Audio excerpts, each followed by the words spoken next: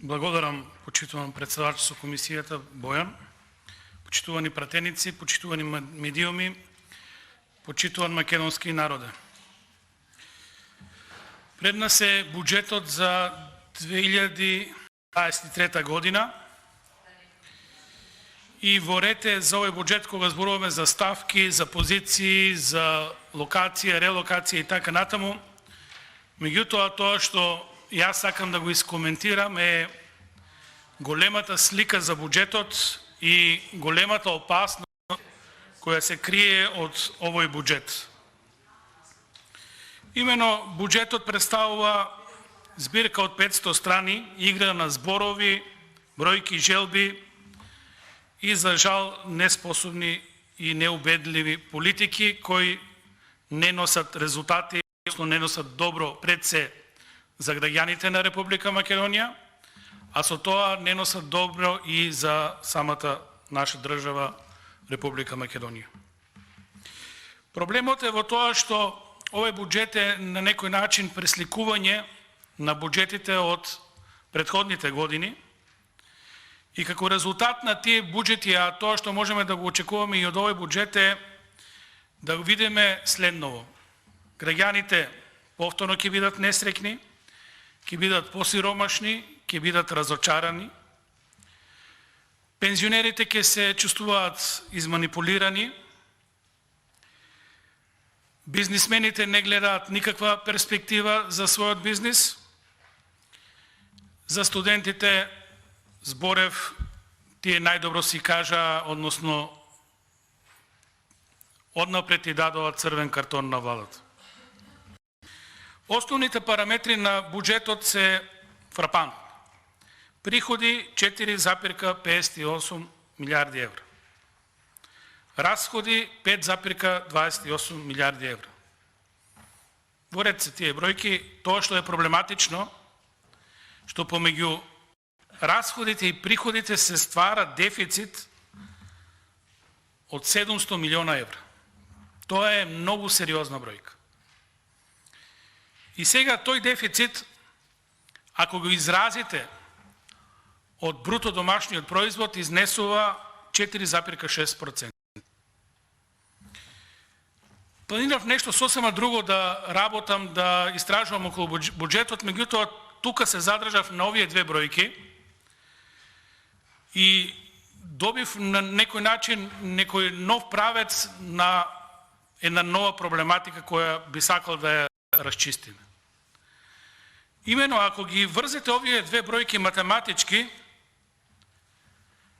добиваме ни повеќе ни помалку дека бруто домашниот производ во 2023 година ќе биде фрапантни 15 милиарди 108 милиона евра. Тоа е многу голема бројка. Не дека не е достижна, меѓутоа бројка која може да направи страшен проблем во економијата и во финансиите на државата. Проверив уште неколку пати да видам дали таа бројка е реална. Реална е затоа што го врзав јавниот долг во моментот со БДП за 2022 година и во ред добиваме повторно огромна бројка и за 2022 дека БДП ќе заврши со голема цифра, некаде 13,5 милиарди евра. Сега што е проблематичното? Проблематичното е што овој буџет и според законот за буџети, и според ММФ, и според Светска банка, и според тоа што е наука во економијата, веќе представува опасно клизиште за финансиите. Затоа и го донесовме законот за буџети, за да се сопрат вакви сценарија кои можат условно неразумна влада да ги злоупотреби моментите, да посегне по популизам и да направи проблеми во финансиските токови. Баш ова ни се случува, верувате или не, првата година од кога треба да го тестираме законот за буџети. Го земав интервјуто на почитуваниот министер Бесими. При носењето на овој закон, тој наведува 3 сериозни параметри кои треба да бидат гаранција за бюджетот. Еден параметар е дефицитот да не биде поголем од 3% од бруто домашниот производ. Значи, овој параметар од старт со овој буџет пропаѓа во вода.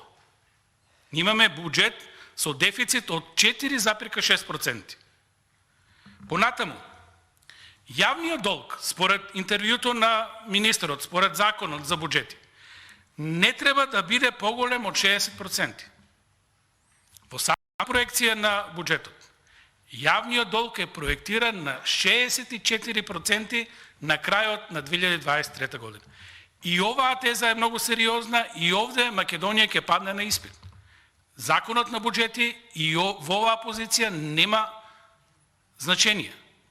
И третиот момент, тоа е гарантираниот долг на јавните предпријатија и други предпријатија од јавниот сектор кои земаат кредити, тие не се составен дел од буџетот, меѓутоа за нив гарантира државата, односно ако тие јавни предпријатија не се во можност да ги враќаат средствата, тоа ќе го направи државата, не смее да биде 15%. Сега, рековме дефицитот 4,6%, јавниот долг 64%, повторно промашуваме, меѓутоа сега ги свртев бројките, ако бруто домашниот производ ни се фрапантни 15 милиарди 108 милиона евра. Крајот на 2023 година. Знаете ли што значи ова? Значи дека јавниот долг на крајот од 2023 година, ако биде 64% од БДП, ќе теже ни помалку ни повеќе фантастични 10 милиарди евра. Стигнавме до таа бројка. Јавен долг на Република Македонија низ јавни документи, низ официјални документи, кажуваме дека на крајот од 2023 година ќе достигне фантастични 10 милиарди евра, поточно 9 милиарди 733 милиона евра. Знаете ли што значи тоа за Македонија? Тоа значи тоа што беше предвидено во законот за буџети, да не клизне економијата, да се собереме, да се преиспитаме каде одиме. Ние во првата година го рушиме. Јасна е поентата. Изборна година, на валата и требат пари и треба нешто да сработи. Меѓутоа има едно правило, тоа не се прави пред Божик. Сега, тие 10 милиарди евра, односно, конкретно 9 милиарди 700 милиона, ако ги одземете од сегашниот долг, кој изнесува 7 милиарди 643 милиона евра, знаете ли што добиваме? Дека од денес до крајот на 2023 година ќе добиеме ново задолжување од 2 милиарди и 100 милиона евра. Ова е опасно. Ова е многу опасно, како и да ги распределите парите, колку и да ставите во 22-та, колку и да ставите во 23-та, ова е многу опасно сценарио.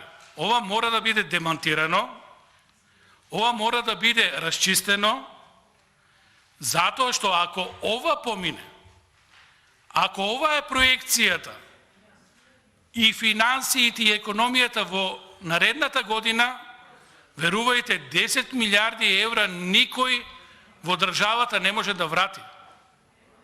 Тоа значи дека прогласуваме дефинитивно банкрот.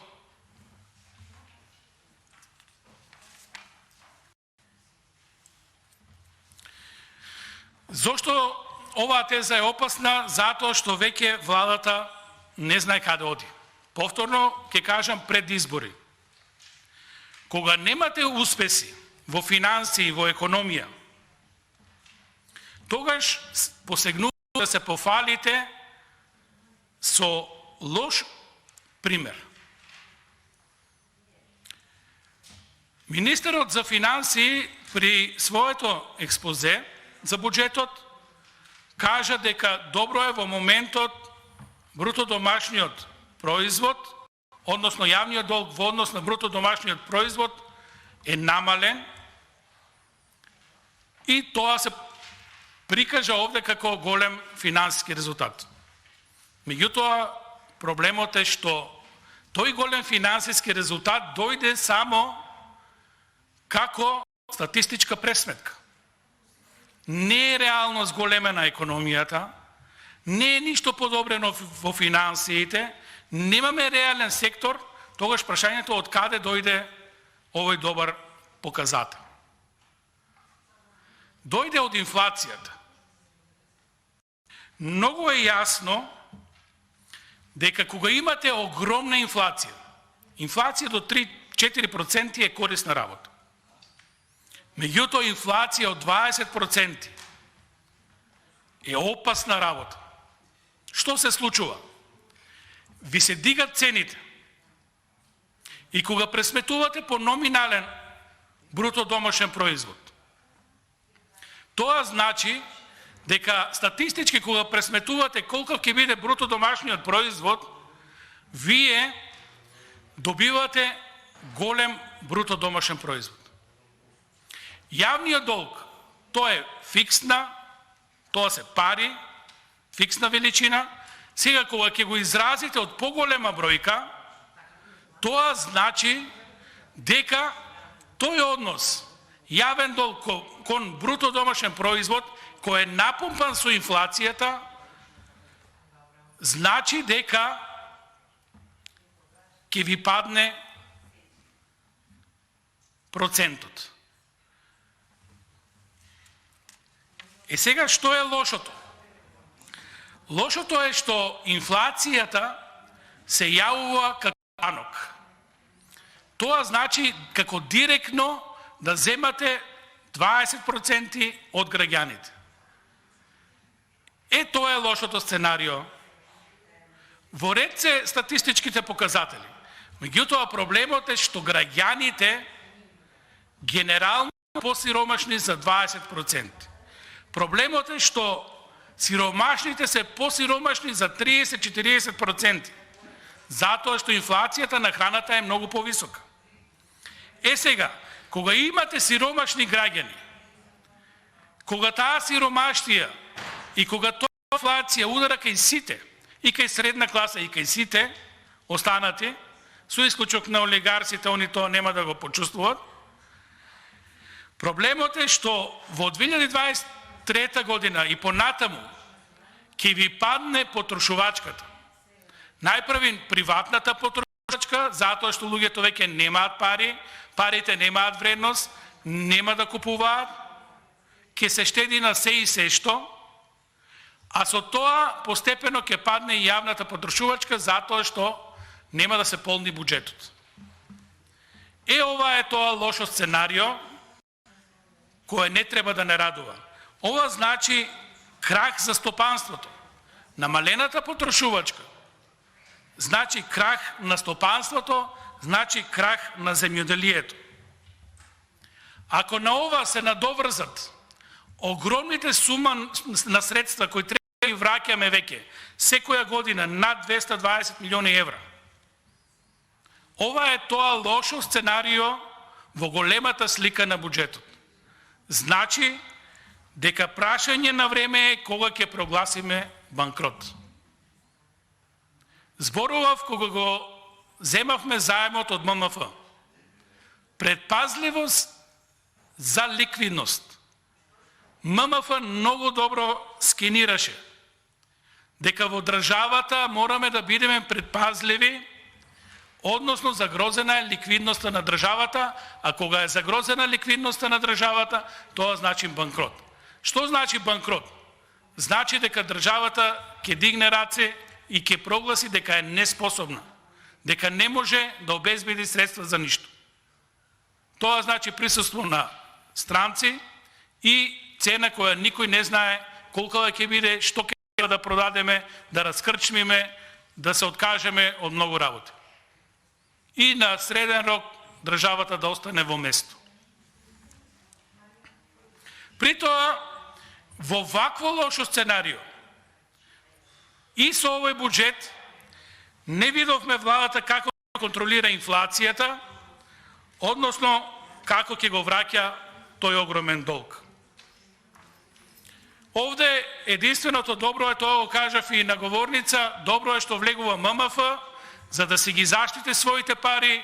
Ова уште на старт мора да биде диагностирано, обелоденето и да се стави на некој начин рамка како владата ќе се однесува во таа 2023 година, која на сите ни е јасно е изборна година и политиката лопати пред избори мора конечно да биде минато. Во оваа приказна ме загрижи министерот Бесими затоа што кажа дека тоа е добро. Единствено доброто е тука што имаме побогата држава. Реков, буџетот е надуван балон, инфлацијски буџет. Тоа никако не е добро за граѓаните, затоа што имаме поголемо зафаќање од граѓаните, односно тие ќе ја платат цената на инфлацијата. И на крај, добро е за министерот изборна година да има расположливи средства, односно да има простор да зема кредити, не дека веќе може од стопанството да земат пари, туку да земат кредити и на некој начин тоа да го балансираат.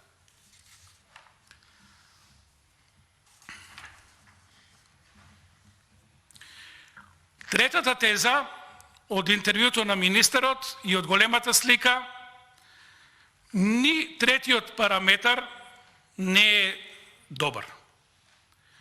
Таму беше предвидено јавните предпријатија да се задолжуваат до 15%.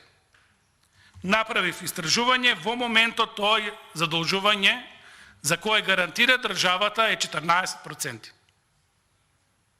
од БДП.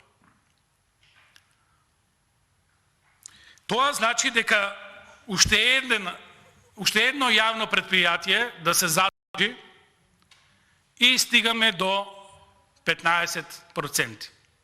И тоа треба да биде индикатор за ММФ дека едноставно финансиите се испуштени, дека работите мора да се сопрат и да се стави јасен сигнал дека во иднина секое трошење ќе биде ставено под лупа.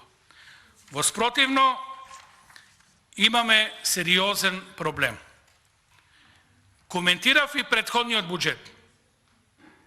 Никако министерството да ја научи лекцијата. Буџет кој по дефиниција не е развоен, не може да донесе ништо добро. И овој буџет, и теоретски, и практично, и било како да го анализирате, не е развоен. Имаме многу поголеми неразвојни трошења од капитални инвестиции. Тоа што се прави обид да се прикажат капиталните инвестиции како спас за државата и проектирањето на истите на 800 милиона евра во 2020 година е обичен памфлет во кој никој повеќе не верува. На 500 милиони во 22 година реализацијата е 50%, односно цела година владата на Социјалдемократскиот сојуз на Македонија и на ДУИ може да реализира едва и 240 милиона евра капитални инвестиции. Од тие само 70 милиона евра се конкретни проекти, градежни активности, каде што може да се видат на терен. Останатото е приказки за мали деца. Во вакви услови јавно поставувам на крај прашање: како, со кој каде ќе ги инвестирате тие 800 милиона евра? Што е сменето во политиката за да бидете успешни во 23-та година на ова поле? Ништо. Или да поставам прашање, евентуално да не се заситени волците од крадење, од криминал, па свесни за изборите, може би оваа година ќе остават и некој евро за нешто да се направи.